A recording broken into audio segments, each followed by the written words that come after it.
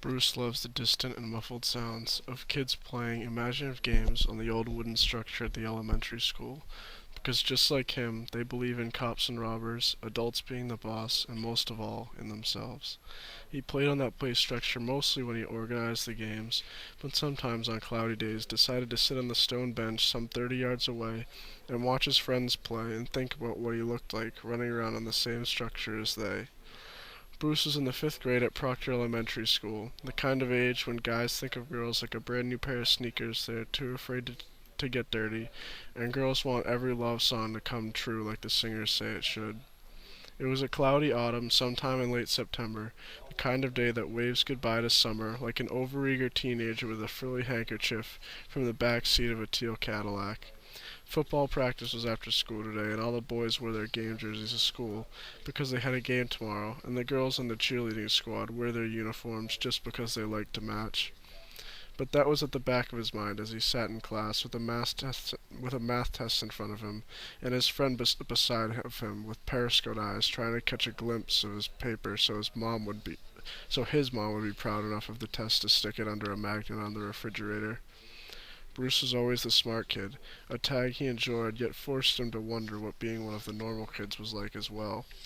Wahoo! It came from the front of the class, from one of the boys with special tests, from Jimmy. Bruce and Jimmy had grown close after 3 years together, talking about cartoons, football, and calming down in class, but the excitement of a mathematical revelation could not be held back. "Hey, Mom," Bruce said as he walked through the door after a short walk back from school. "Bruce, how was your day?" she asked, half expecting his customary response. "It was good. What's for dinner?" Bruce asked as he unloaded his navy blue backpack with the initials BFS inscribed in gold lettering on the back of it. Shepherd's pie, his favorite, but he could never eat before football practice. He tried it once last year on a hot August day, and the whole team saw what he ate beforehand during sprints at the end of practice. At least he kept on running after it happened. Bruce was never a crybaby and wouldn't stop if they paved over the lush grass with asphalt. Bruce was a very strong player, not the kind of player who got chosen for all-star teams and all that jive, but the kind of kid who showed up to practice every day and worked harder than anyone else, not only to improve his game, but to raise the play of those around him as well. Although no one else did, Bruce always brought a full gallon of water in his water bottle to practice today, partly because his mom insisted on buying the huge container so he would never go thirsty at football practice, partly because he liked carrying heavy things, and partly because he thought if he drank the most water it meant he was working the hardest, and he always drank the most water. He liked these kinds of practices, the ones where it was cold enough for the dew to start forming on the grass around 6 o'clock, so the second half of practice he could exponentially increase the amount of dirt and grime that resided on his unwashed practice pants. The whistle blew, helmets on. It was 7th grade now, and Bruce was at a new school, the junior high school, with new teachers, new rules, and an entirely different social scene than the safe atmosphere of elementary school. Instead of just being around his buddies from Topsfield, he now went to school with students from Boxford and Middleton as well, an intimidating new experience. The first day he got lost and was too afraid to ask which room the technology class met in, so he went to the bathroom and skipped the class, his first and only skip of his schooling career. It must have been the fear, or the untested deep waters of new relations that he wanted to form with these new people, but did not know how. The lunchroom was a maze as he weaved in and out of unfamiliar faces who got dolled up for the first day of school, with 250 new faces to impress. Bruce looked around himself and began to understand that these kids were just like him. Well, not just like him, but similar enough to make a connection with and talk to. Although the seal had been broken and he understood his ability to converse and relate to others, he stayed within his own safe community of his friends that he already knew from football team and hung out with the girls who wore their reciprocal outfit every Friday, the cheerleaders. One day in his honors pre-algebra class, Bruce decided to go over and talk to a pretty girl who sat in the 3rd row from the front. She seemed funny and nice just by what he had seen in class, and she seemed like she wanted to talk to him, so he went over and they finished their math problems together in class and talked about everything that 7th graders can think of when they meet new people. Except there lies something deeper within this girl than the ones who dress up on Fridays in their cheerleading outfits, something that he recognized within her that he also recognized within himself. He recognized an intellectual curiosity that stemmed beyond the confines of the football field, and rumors of which cheerleader kissed which football player. The curious mind of this girl intrigued Bruce more than any other, and he began to sit with her more and more often as they both continually raked in the highest test grades in their math class. During Bruce's budding friendship with the girl, his cheerleader friends began to talk about their relationship and started rumors concerning the origin of his small crush on the girl.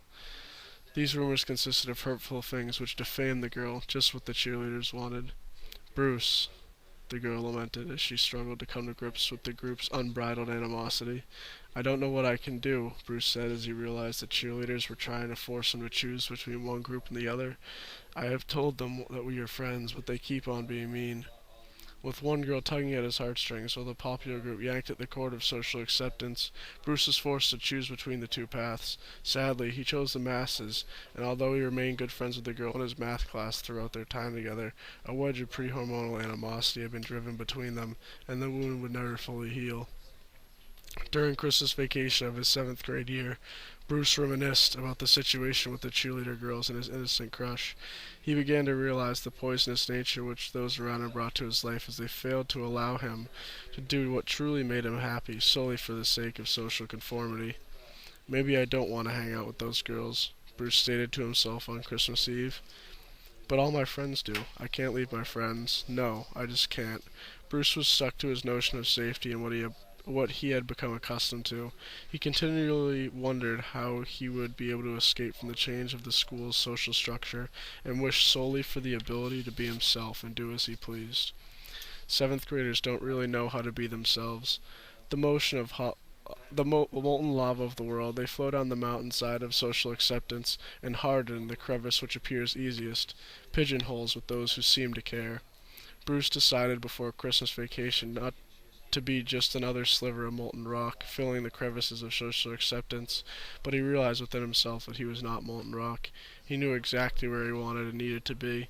The day the students filed back into the predictable halls of school, Bruce took his seat in the third row of math class right next to her. You're back? She questioned with uneasiness. Yeah, we need to start doing these math problems again. My grade was slipping, Bruce lied as he smiled and she laughed with a reddish tint coming across her champagne skin. I guess we should get started then, she stated as she looked down at the white page of equations, trying to hide the smile that he knew was there all along, but because he was wearing the same one. Bruce wasn't one of the rest, not one who needed the mountain to hold him up as he slid down its face with the masses of other lava. Bruce and she, the girl, who represented everything he despised with the cliquey and fake social structure of 7th grade, the girl who had qualities deeper than the others, allowed Bruce to grow with her and within himself. They made it through, and local fairs. They make it through, and the local fair comes around. They go on a ride together, and on repeat comes the song "Thunder Road" by Bruce Springsteen. Bruce and her look at each other. She looks away for just a second with a blush on her face. They don't need to say a thing as they leave the ride, walk out of the fairgrounds, leaving their friends and the commotion behind. Bruce walks with her hand in his, intertwining their fingers like the passive fate, and her head lies softly on his shoulder. They walk home. There's no need for a ride when all they really need is each other. And the saxophones slowly fade as they take each step farther from the band and closer to freedom.